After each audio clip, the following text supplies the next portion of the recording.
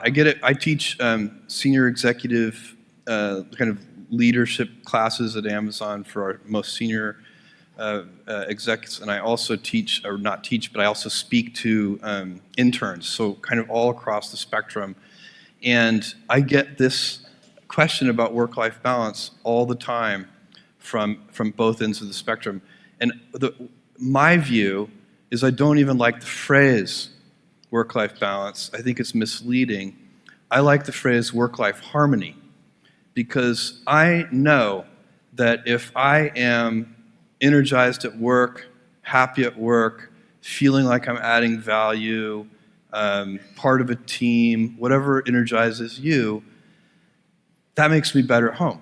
It makes me a better husband, a better father, and likewise, if I'm happy at home, it makes me a better employee, a better boss, all the things.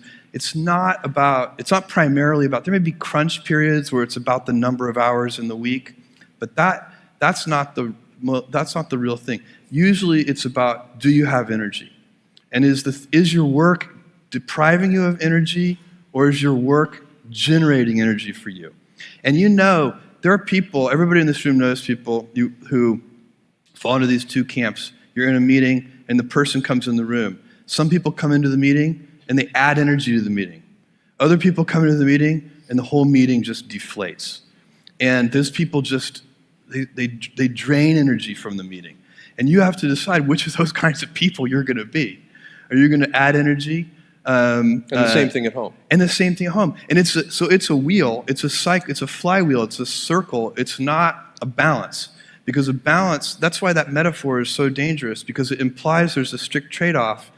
And you could be out of work, have all the time for your family in the world, but really depressed and demoralized about your work situation, and your family wouldn't want to be anywhere near you. They would wish you would take a vacation from them.